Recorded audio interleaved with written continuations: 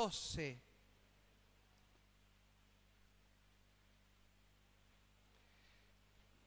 Hasta el 18. Primera de Tesalonicenses, capítulo 5, y leemos entonces desde el versículo 12 al 18. La palabra de Dios siempre nos desafía.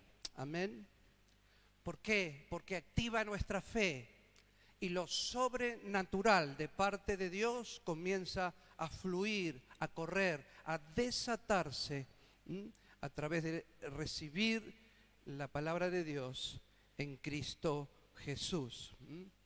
Dice entonces el Señor en su palabra, repito, primera de Tesalonicenses capítulo 5 versículo 12, el apóstol Pablo escribiendo esta carta dice: os rogamos, hermanos, que reconozcáis a los que trabajan entre vosotros y os presiden en el Señor y os amonestan, y que los tengáis en mucha estima y amor por causa de su obra. Tened paz entre vosotros.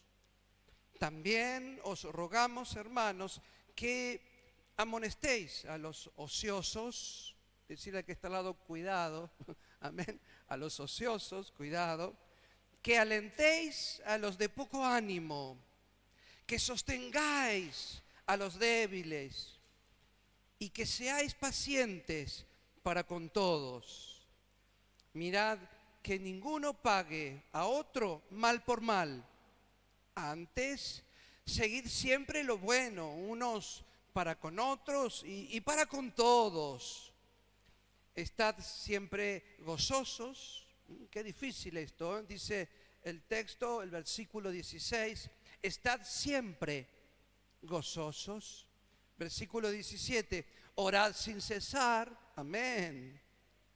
Y versículo 18, dad gracias en todo, porque esta es la voluntad de Dios para con vosotros en Cristo Jesús. Leemos de vuelta el versículo 18. Dad gracias en todo, porque esta es la voluntad de Dios para con vosotros en Cristo Jesús. Padre, gracias, Señor, porque al transmitir y al leer tu palabra ya nuestro espíritu comienza a movilizarse, nuestra fe comienza, Señor, a activarse porque la creemos, porque creemos en tu palabra. Ella nos proyecta, nos anima, nos levanta, nos da, Señor, esa palabra segura, certera, firme, sólida, en la cual podemos caminar, decidir, tomar decisiones y saber que tu presencia, tu poder, tu gracia, Señor, siempre estará a nuestro lado. Recibimos tu palabra, Jesús. No solo la oímos, no solo la entendemos, la recibimos de tal manera que la creemos y ponemos nuestra confianza en ella. En el nombre de Jesús oramos. Nos declaramos bendecidos por ella. Amén. Amén y amén. Dios tiene grandes cosas para tu vida. Amén. Y estoy compartiendo en el año de la sabiduría. Amén. Ya vamos a tener los flyers a la derecha y a la izquierda, porque estamos bajo una palabra profética. Gloria a Dios, amén. Una palabra profética, y es el año de la sabiduría. Decirle que está al lado, está salvado, amén. Está salvado. ¿Por qué? Porque en el año de la sabiduría, si vos comenzás a caminar sobre esta palabra, quiere decir que vas a dar pasos, vas a tomar decisiones, y la sabiduría del cielo se va a desatar y vas a ser no solo bendecido, amén, sino vas a ser de bendición para muchos. Y esto es lo más impresionante, que yo puedo ser de bendición para muchos en Cristo Jesús. Dios tiene grandes cosas, y en el año de la sabiduría, para los que en este año quieren ser protagonistas de lo que Dios va a hacer, justamente yo venía diciendo el jueves pasado, yo estoy soltando palabra, jueves y domingos, para aquellos que quieren ser protagonistas en este año y Dios pueda obrar no solo en sus vidas, sino también a través de sus vidas ver la mano de Dios obrando hacia otros. Amén. Decirle que está al lado, yo quiero ser ese protagonista, que Dios obre a través de mi vida en bendición de otros. Amén. Por eso jueves y domingo ya empecé a soltar palabra especial con respecto a esto que estamos compartiendo. Es interesante el texto que leímos en Primera Tesalonicenses y despierta rápidamente una pregunta, porque el último versículo, el 18, dice: dad gracias en todo, porque esta es la voluntad de Dios para con vosotros. Qué interesante lo que dice. Es que esta pregunta, el tema de la voluntad de Dios, una pregunta que tanto repetimos, Señor, amigos, vecinos, parientes, familiares, y a veces tenemos un momentito para charlar y allí aparece la pregunta: ¿cuál es la voluntad de Dios para mi vida? Amén. Si hablas de Dios, por supuesto. ¿Cuál es la voluntad de Dios? Y el apóstol Pablo allí en el versículo 18 lo que dice es extraordinario. Dice: dad gracias en todo, porque esta es la voluntad de Dios para con vosotros. Si alguno aquí quiere conocer la voluntad de Dios, dar los primeros pasos, si alguno aquí quiere dar respuesta a esta pregunta tan interesante que nos hemos hecho todos, Señor, y a veces miramos el cielo, ¿cuál es la voluntad tuya para mi vida? Aquí hay una respuesta concreta. Amén. Ahora, seamos sinceros. Seamos sinceros, porque esta pregunta muchas veces no la hace aquel que está con hambre espiritual. Y en este sincericidio, muchas veces aquel que dice cuál es la voluntad de Dios, no es que tiene hambre de Dios, no es que tiene hambre y sed de saber el propósito de Dios. Muchas veces pasa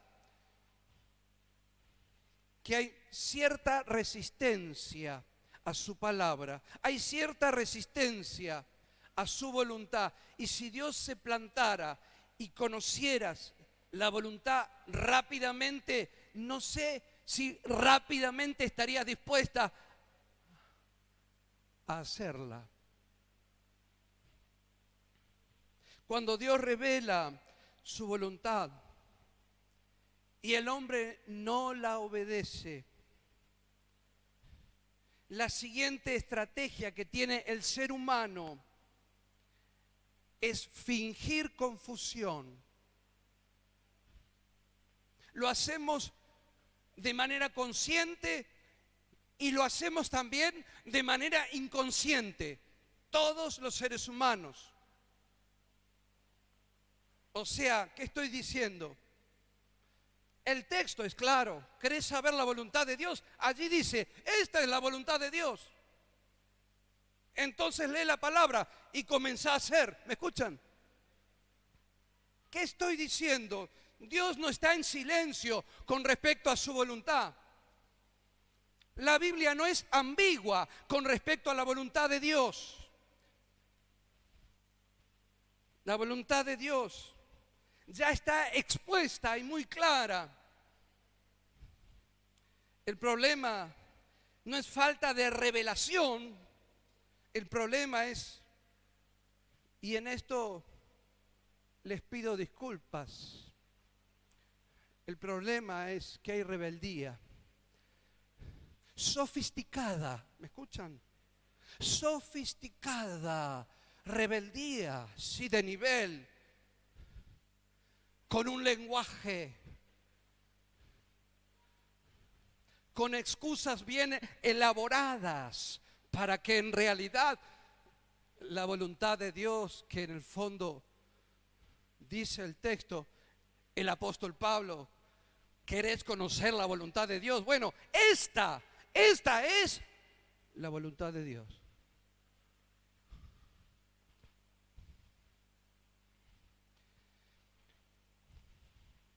El apóstol no escribe a esta iglesia porque les está enseñando, porque son solo gente ignorante. ¿Me están escuchando? No es que está escribiendo solo porque enseña y hay ignorancia. El tema es que la iglesia de Tesalónica está en peligro de relajarse, de intentar domesticar el fuego del Espíritu de Dios, amoldar la palabra a su propio interés. Y perdón que sea sincero, el apóstol Pablo se da cuenta que la iglesia de Tesalonicense se está yendo completamente lejos de la voluntad de Dios.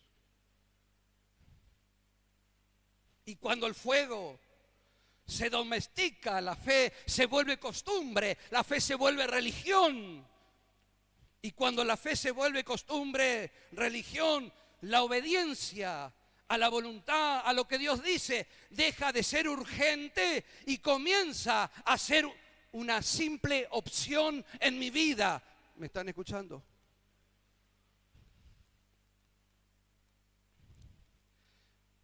¿Por qué les digo esto? Porque si estamos hablando de ser protagonistas, si estoy hablando de ser protagonista en este año 2026, el año de la sabiduría, pero quiero serlo, quiero que Dios obre, no solo en mi vida, sino que quiero ver la mano poderosa de Dios obrando a través de mi vida en bendición de otros. Si quiero ser protagonista, pero cuando me toca obedecer, hacer su voluntad,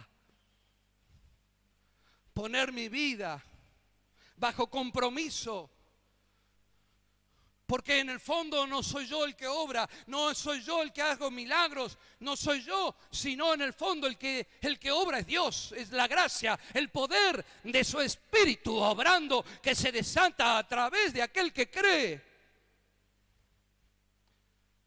Si hablamos de ser protagonistas, pero no estar dispuesto a hacer la voluntad de Dios, creo que estamos hablando de más.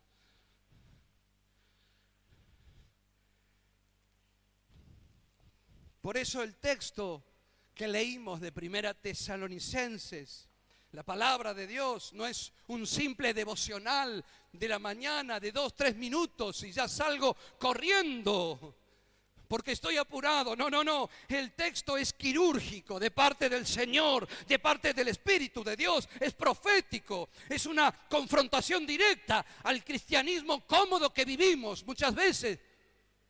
¿Me están escuchando? Por eso, volviendo a la pregunta, ¿cuál es la voluntad de Dios para mi vida? La respuesta bíblica en general es incómoda. No te voy a contar, no te voy a transmitir algo que no es.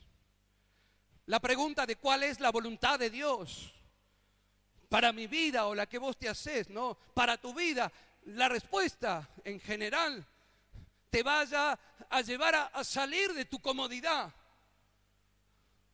Te va a salir a romper y a quebrar tu agenda, la que tenías armada. ¿Cuál es la voluntad de Dios para ti? En donde veas el Espíritu de Dios obrando con su gracia, su bendición, su poder.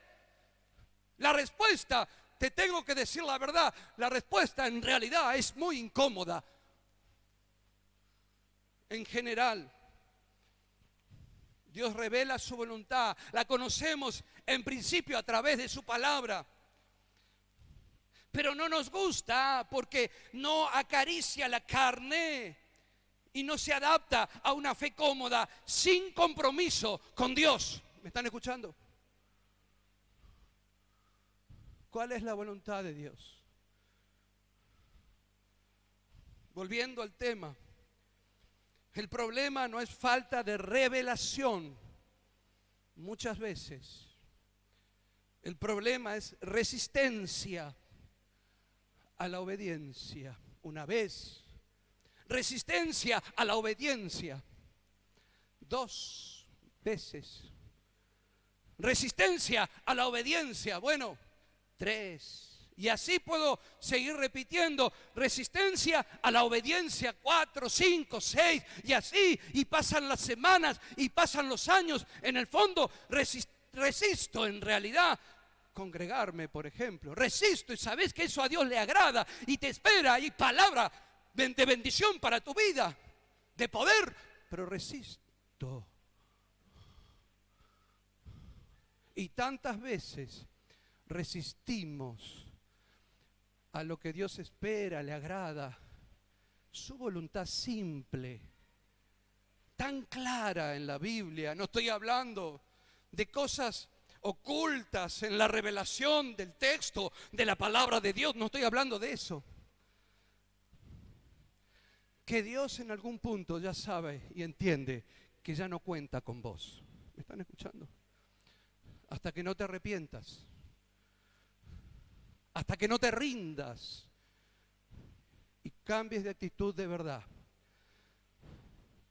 y puedas comenzar de vuelta y decirle: Señor, acá estoy, quiero que obres y quiero ser un instrumento en tus manos. Pablo no escribe a una iglesia confundida, sino a una iglesia tentada a tomar livianamente la palabra de Dios. Y por eso en Primera de Tesalonicenses 5 no habla de emociones, ni de dones, ni de promesas futuras, sino de vida espiritual cotidiana, donde se define si Cristo gobierna tu vida o no, si Él es tu rey o no. Versículos 12 y 13 que leímos. Os rogamos, dice el texto, hermanos, que reconozcáis a los que trabajan entre vosotros y os presiden en el Señor y os amonestan. Os rogamos, dice el apóstol Pablo, y esto es la voluntad de Dios. Fíjense en el texto simple, que reconozcáis a los que trabajan entre vosotros y os presiden, dirigen, les aconsejan, puede ser un líder, el pastor, en el Señor, y os amonestan, que los reconozcan. ¿Sabes qué? Tu relación con la autoridad siempre desenmascara tu corazón. Te lo digo de vuelta. Tu relación con la autoridad siempre desenmascara tu corazón, te dice el Señor. Y este pasaje confronta a aquel que quiere hacer la voluntad de Dios. Confronta al corazón del creyente. Porque la manera en que reaccionás a la autoridad espiritual revela si Cristo gobierna tu vida o si solo lo usás como un discurso complementario cuando transmitís y hablas de fe, nada más. Y aquí aparece un paradigma muy actual que la palabra destruye completamente. Decimos, por ejemplo, yo tengo relación directa con Dios a través del Espíritu Santo, no necesito que nadie me diga nada.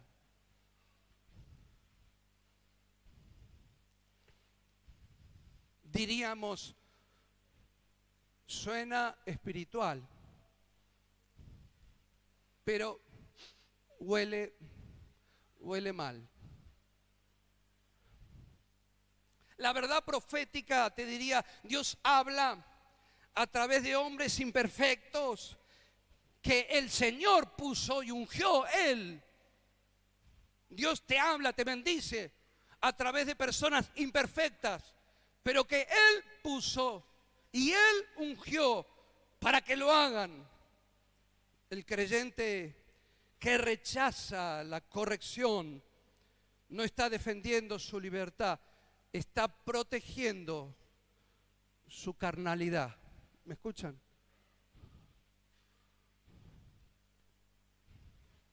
Dice el apóstol Pablo, y esta es la voluntad de Dios.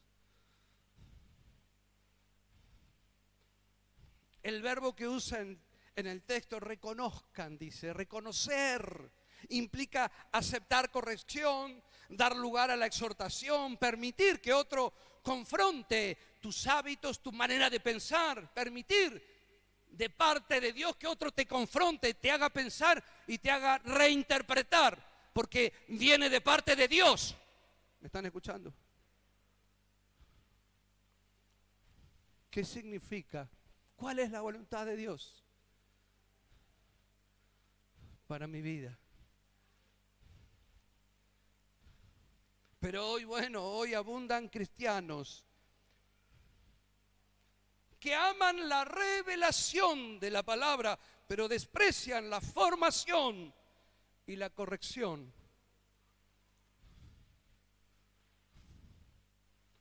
Y Pablo es muy claro.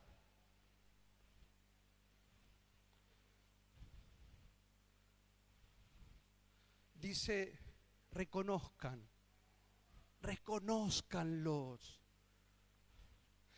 Habla de estima, estímenlos. La estima no es por simpatía.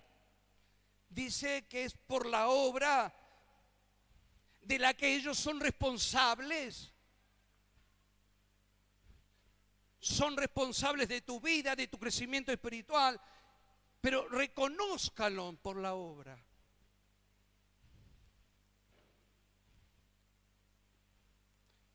Decirle que está al lado, la autoridad espiritual no existe para agradarte, existe para romper lo que tú no romperías solo, jamás. En realidad es así. Para romper en el nombre de Jesús aquello que inclusive no nos atrevemos nosotros, pero que alguien con la autoridad de Cristo te va a ayudar, te va a incomodar. ¿Me escuchan?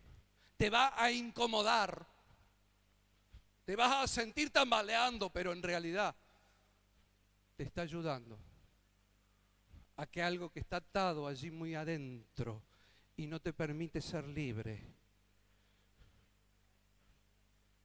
pueda ser completamente deshecho en el nombre de Jesús.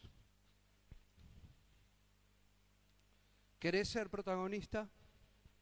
Es un tema, porque los protagonistas en Cristo tenemos que estar dispuestos justamente a no rehuirle a la voluntad de Dios. Hablemos cosas simples, porque el apóstol Pablo está hablando cosas simples, no está hablando de echar fuera demonios, que también es simple, pero porque los demonios son más obedientes a veces que nosotros. En el nombre de Jesús lo reprendés y se va rápido.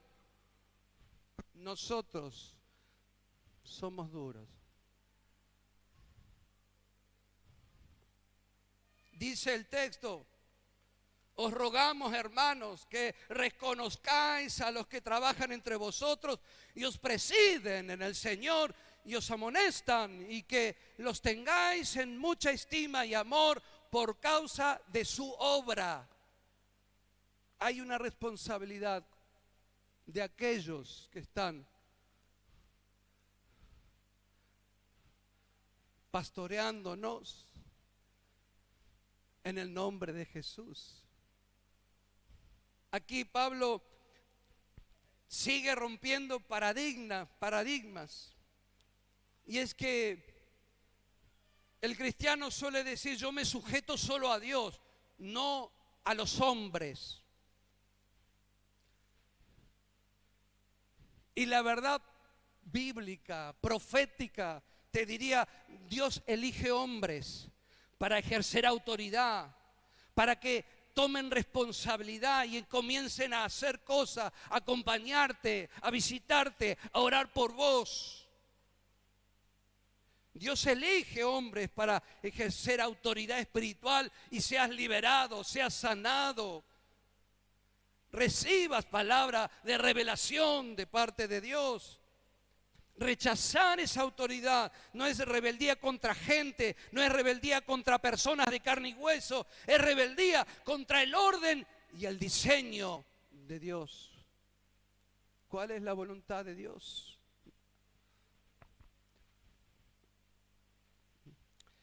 ¿Querés ser protagonista este año? El texto y subrayo: reconózcanlos. El verbo es reconocer. No significa solo saludar o respetar, significa darles peso de valor, aceptar su influencia, permitir que te den una palabra y te corrijan, aunque duele, aunque incomoda en nuestro orgullo personal.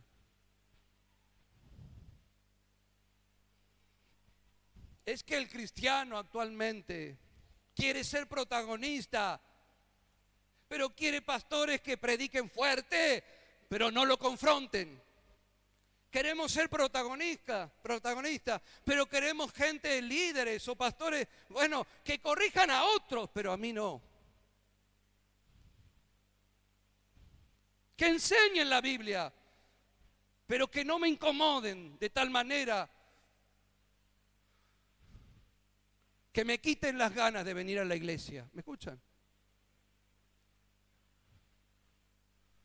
Decirle que está al lado: el pastor pide perdón.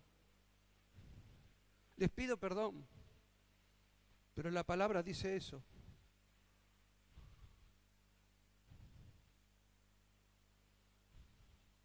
La autoridad espiritual no fue diseñada para agradarte, sino para formarte, para acompañarte en esa formación.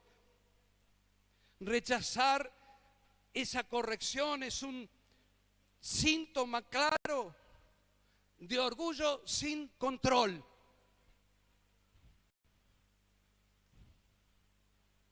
No dice el apóstol allí en el texto bíblico: si te cae bien. Dice: por causa de su obra, de la responsabilidad, del acompañarte, de lo que hacen, de lo que están dispuestos a quedarse a cualquier hora para hablar. ¿Me escuchan? Para que puedas aclarar, para que te saques dudas y te sientas bien vos. Pero te tengo que decir la verdad: la obra de Dios no va a dejar de incomodarte hasta que llegues hasta la estatura de la plenitud de Cristo Jesús.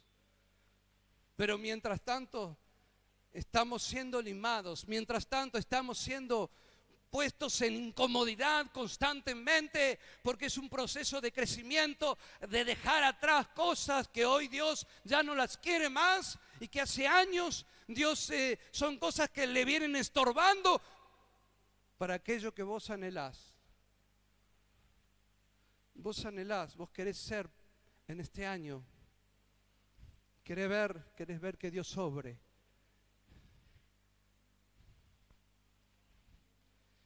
Un cristiano que no se sujeta es aquel creyente que nunca va a poder ser transformado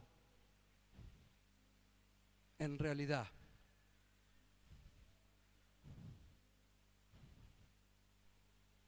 Cuando no hay sujeción, la fe se vuelve siempre opinión. La verdad de Dios, bueno, empieza a ser negociable.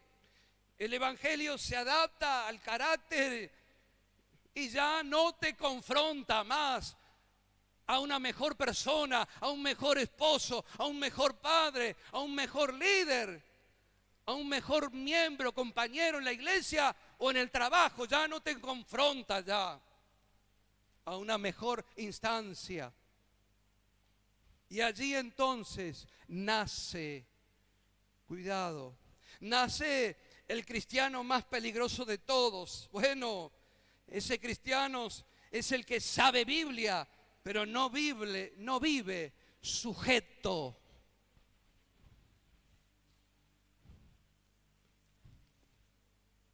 La pregunta sigue vigente. Queremos ser protagonistas. Y en el texto, impresionante, simple, directa la palabra de Dios. Esta es mi voluntad, si querés ser protagonista. Estad siempre gozosos. Versículo 16, me voy a apurar para que no se haga tarde. Estad siempre, decirle que está al lado, siempre. Siempre. Bueno, la verdad que esto pega fuerte. ¿Por qué?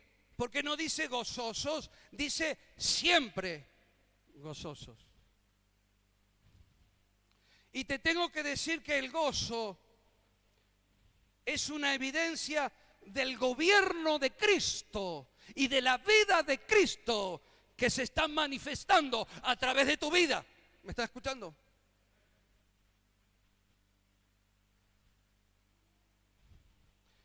No es una frase nada más así al pasar. El apóstol le agrega una palabra que la fuerza a lo sobrenatural. Siempre. Que la fuerza a lo espiritual. Siempre. Que ya no es humano. Siempre. Solo interviene Cristo, su espíritu. Siempre.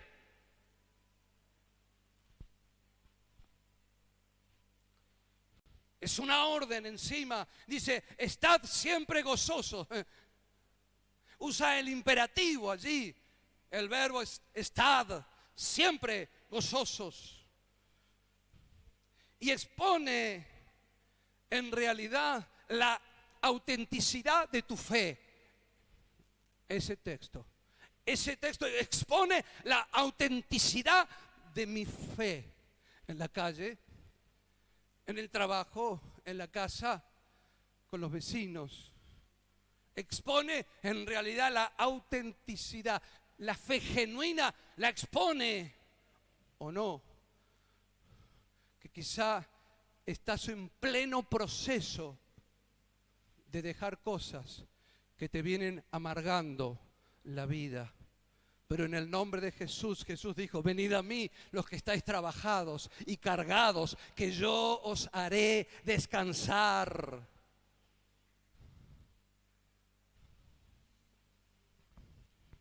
Rompe otro paradigma.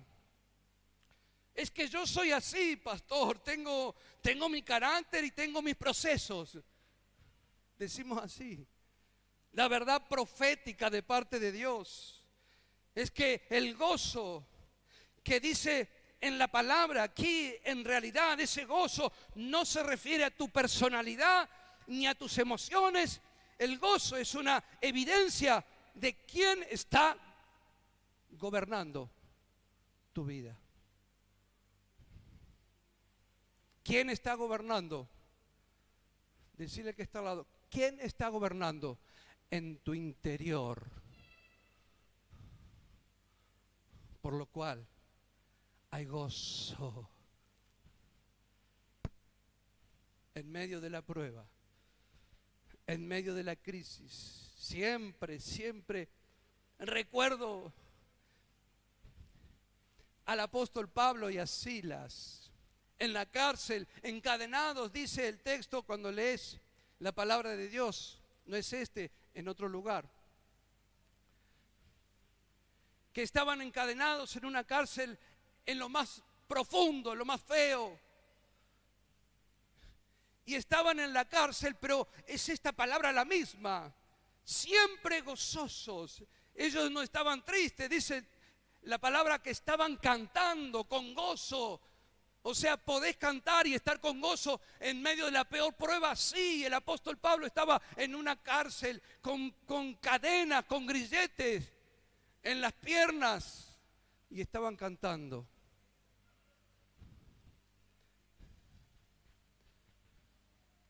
Decirle que está al lado, ahí se ve lo sobrenatural de parte de Dios en la vida del apóstol Pablo y Silas. Un creyente sin gozo está desconectado de la vida del Espíritu de Dios. Y esta falta de gozo no es un problema menor, es un síntoma espiritual grave. Es que cuando Cristo reina, el corazón se ablanda, el corazón no se endurece, el corazón está gozoso porque sabe el poder de Dios obrando en sus circunstancias. Estad siempre, dice, gozosos. No dice cuando todo va bien. No dice cuando entiendes el proceso y bueno, cuando ya estás entendiendo las cosas. No, siempre. Algunos dicen, bueno, mi gozo depende de cómo estoy emocionalmente. La verdad bíblica, ¿qué te dice? Te dice que el gozo al que se refiere el apóstol Pablo no es solo una emoción, no es solo eso, es el producto de una fe madura, son certezas, son convicciones, es una fe madura que trae la paz de Dios y la plena seguridad de que Dios tiene todo el control en todo tiempo, no importa dónde estés.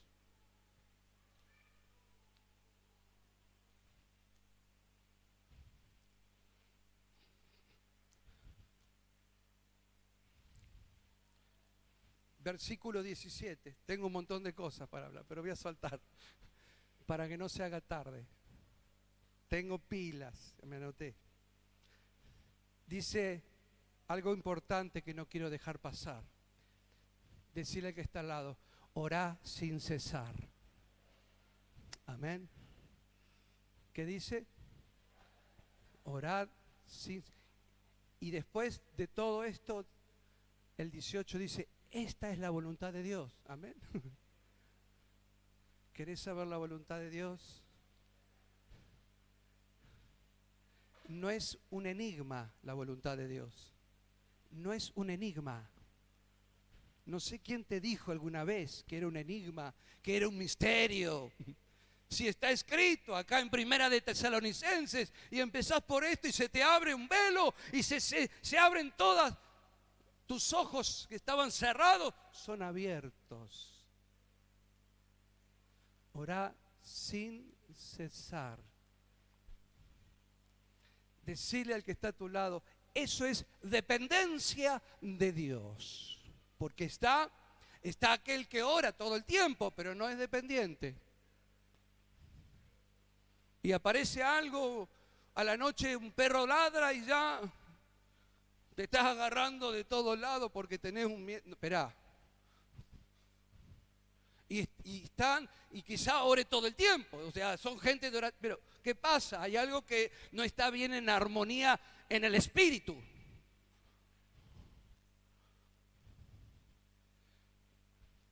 Cuando está hablando de orar sin cesar, está hablando de esa dependencia. Amén. Dependencia. Algunos dicen, yo oro cuando tengo tiempo.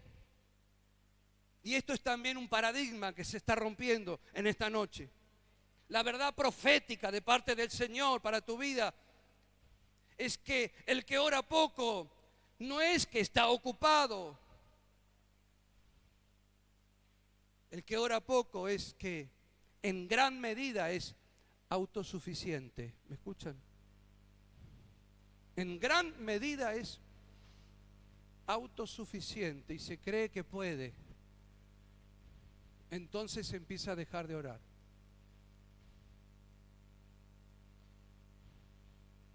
En realidad, ser autosuficiente es vivir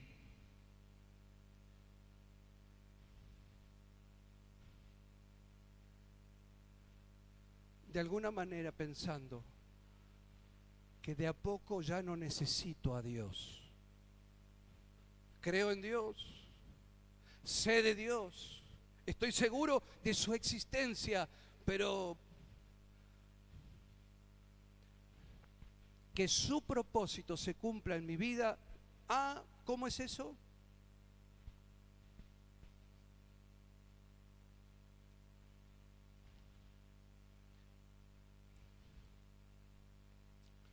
Es vivir sabiendo que sin Dios decides mal, que sin Dios vas a reaccionar mal, que sin Dios tu carne va a comenzar a tomar el control. Por eso necesito orar. Necesito orar. El cristiano que no ora se acostumbra a vivir, lamentablemente, sin consultar a Dios. Amén. Y el que no consulta a Dios, bueno, termina justificando lo que Dios condena de plano. Dice el texto, orar. Oren sin cesar. Porque orar sin cesar es vivir expuesto constantemente delante de Dios. Y no es que tenés que ir a la esquina y arrodillarte acá en la 1 porque estoy ahí, me arrodillo. No, estoy orando, yo voy orando. Me gusta ir orando, me gusta diciendo gracias Señor. Señor, y esto me ha pasado acá en Mercedes, de tener que ir a algún lugar y digo, Señor, ¿a dónde? Y me dice el Señor, la calle tal y tal. ¿Me escuchan?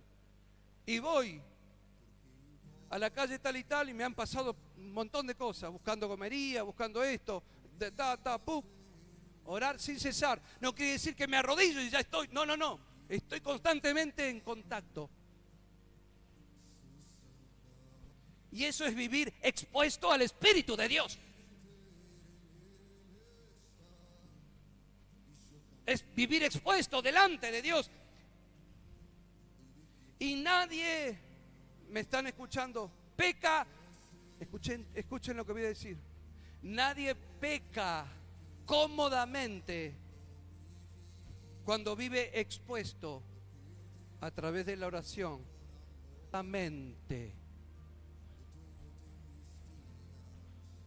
Orad sin cesar. Es vivir consciente de la presencia de Dios. Y eso mata el pecado antes de que crezca, antes de que nazca. Porque estás allí con el Señor. Versículo 18, y ya estamos tratando de redondear. Dad gracias en todo, porque esta es la voluntad de Dios para con vosotros en Cristo Jesús. Creo que el apóstol Pablo cierra toda discusión humana con respecto a la voluntad de Dios. No dice, bueno, esto es algo de lo que Dios dice, es algo de lo que Dios quiere, esto es una etapa, es una parte. No, es muy claro. Si querés saber la voluntad de Dios, empezá con Primera de Tesalonicenses. Amén. Empezá, dice el Señor, en lo poco has sido fiel, sobre mucho te pondré. Decirle, abrazar al que está al lado y decirle, en lo poco has sido fiel, en lo poco has sido fiel. Decíselo como una expresión profética, en lo poco has sido fiel. Una expresión profética de que esto se va a empezar a aplicar. No es la voluntad de Dios un enigma de la vida. No es un misterio. Si eso te vendió Satanás, que es un misterio, bueno, puede ser que mientras no conocías la palabra de Dios, bueno, era un enigma, un misterio, y le creías a esa mentira de Satanás. Ahora ya el apóstol Pablo te está introduciendo en la base, en lo importante, en lo sólido, en lo que es el puntal, el primer puntapié.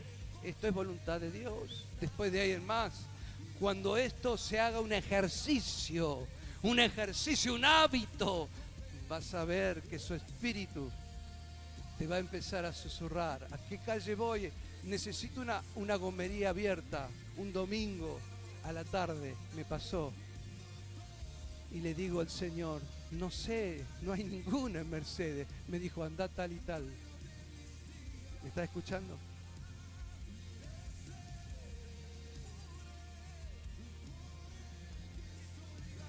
Muchos dicen, la voluntad de Dios es algo que voy a descubrir algún día.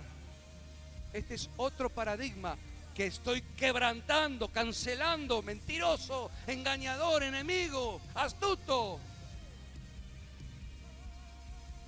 La voluntad de Dios no es algo incierto. Tengo palabra. Decirle que está al lado, yo tengo palabra esta noche. Yo tengo palabra para hacer la voluntad de Dios. Yo tengo palabra segura, sólida. Se obedece ahora a través de lo que ya conoces de su palabra. Y en lo poco, dice el texto, si has sido fiel, sobre mucho te pondré. Dad gracias en todo. Versículo 18, porque esta es la voluntad de Dios para con vosotros en Cristo Jesús.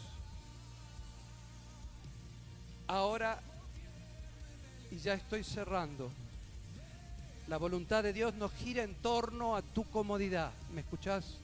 Te digo la verdad. Yo no te vendo un evangelio. Yo no te transmito, yo no te comparto un evangelio que no es bíblico. La voluntad de Dios no está en torno a todo lo que te es cómodo. Esa es la verdad. Al contrario, vas a empezar a descubrir que la voluntad de Dios te va a traer mucha incomodidad, pero te va a traer mucho de su presencia, de su espíritu en tu vida, y lo sobrenatural va a comenzar a ocurrir por tu obediencia. ¿Me escuchan? Porque la obediencia tiene que ver con que hay alguien que le cree, que confía en Dios, que tiene fe en Él.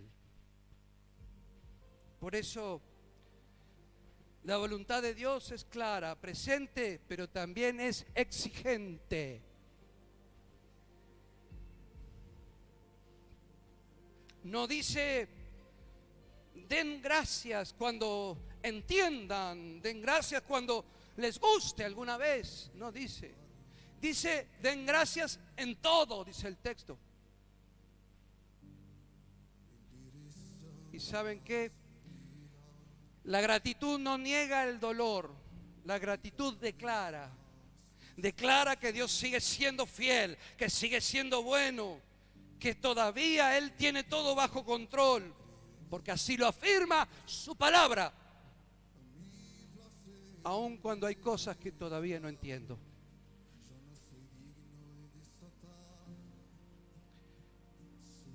Sé agradecido, porque el ingrato vive centrado en sí mismo. El agradecido vive centrado en el Señor. Nos ponemos de pie y ya estamos cerrando esta meditación.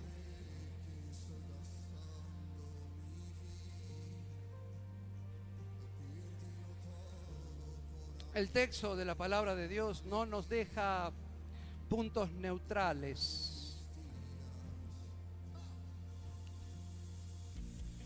Este año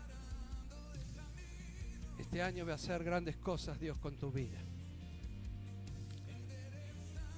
Pero su palabra siempre se cumple.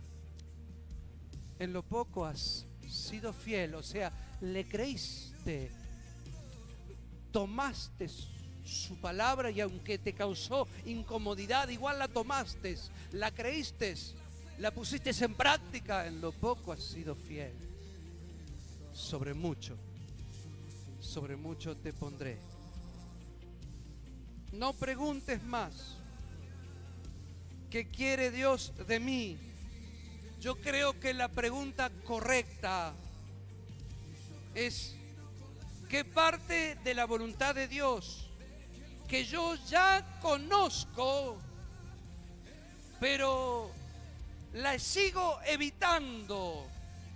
Todavía la sigo evitando, todavía le pongo excusas.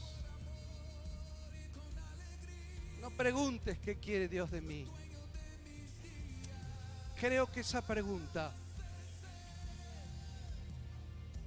no tiene sentido para aquel que conoce al Señor. Porque Dios no revela más a quien no obedece lo básico. ¿Me escuchan? A quien no quiere ni obedecer lo más simple. La voluntad de Dios no se discierne con lágrimas en el altar, si no hay obediencia en lo simple.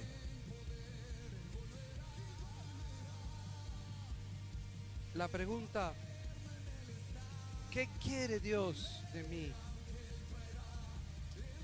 Yo la cambiaría quizá a esta otra: ¿estoy dispuesto a obedecer lo que yo ya sé? Lo que yo ya sé.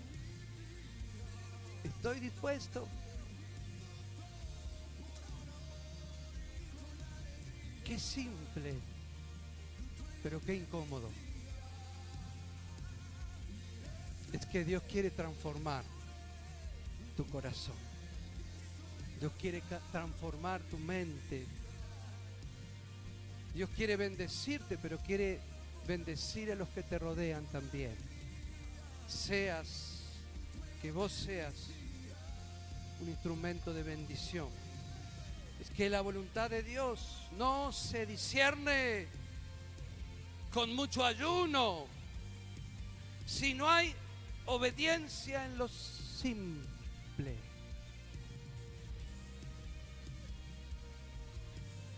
Esta noche yo entiendo por el Espíritu que hay un llamado profético para romper paradigmas y morir al yo, a lo que te impide. ¿Qué quiere Dios de mí? ¿No será que la pregunta es otra? ¿Qué es lo que te impide el obedecer lo que ya sabes que a Dios le agrada, que Él ama, que Él se goza que significa adoración, que significa honra a su nombre. ¿Qué es lo que te impide que se desate un canto de adoración, de gloria, honra a su nombre? Porque hay algo que te impidía, algo que era un obstáculo, pero ahora decís: Señor, yo lo hago a un lado. Yo lo hago a un lado, Jesús, para hacer en mi vida que Jesús viva, que Jesús viva, que Jesús viva. Y si Jesús vive, tu matrimonio va a ser distinto. Si Jesús vive en ti, tu relación con tus hijos va a ser extraordinaria. Si Jesús vive. No es un llamado emocional este. Es un llamado a un quiebre interno. No es resistirse, es decirle sí al Espíritu Santo de Dios. Ya no te justifiques. Nos justificamos en nuestra falta de gozo, nos justificamos en nuestra falta de compañerismo, coinonía, en la familia o con la iglesia o en el trabajo. Nos justificamos. Ya no te justifiques más, solo arrepiéntete de verdad. No importa cuántos años, yo me voy a seguir arrepintiendo y pidiendo perdón. No solo a Dios, a aquellas personas que quizá puedo ofender queriendo, sin querer. Yo pido perdón, porque eso a mi Señor le agrada, a mí Jesús. Yo siento cómo se ríe y se goza cuando yo pido perdón porque me equivoqué. ¿Me escuchan? No seas duro. El Espíritu Santo te habla. Empezá a ser dócil. Porque, y si vivimos, como dice la canción, para Él vivimos.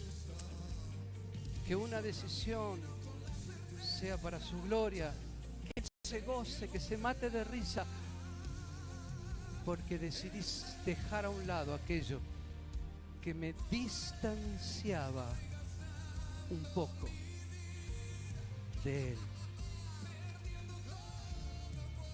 Siempre el que se humilla será enaltecido. Siempre, y lo dice la palabra de Dios. Por eso preferí humillarte. Preferí humillarte, pedir perdón, disculpas, porque entonces Dios en su momento te va a levantar. Ya estoy cerrando y quiero orar. Yo estoy llamando rápidamente para orar aquí adelante, al frente, a morir. A morir. A morir a esa vieja vida, a ese viejo.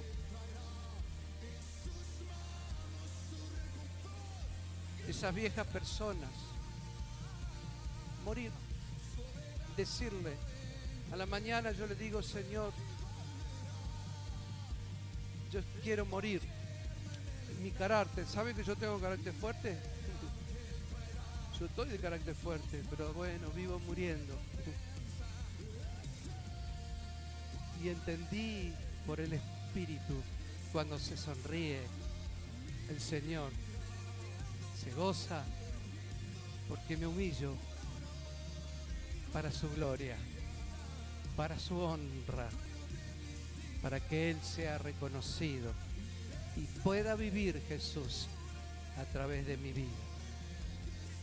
Estoy llamando al frente para orar cortito, no quiero extenderlo largo, pero que le digas: Señor, yo quiero morir aquello no trae una sonrisa a ti, aquello que no te hace sonreír en mí. Yo quiero morir a eso. Yo quiero hacerlo a un lado porque yo quiero entregarlo en la cruz. Tú te lo llevaste. Quiero morir a esa vieja manera de pensar, de vivir. Quiero morir porque estoy aprendiendo a hacer tu voluntad. Creí que era un enigma, creí que tu voluntad era un misterio, pero hoy descubro que eras tan simple y tu palabra no me oculta nada. Está bien expuesta.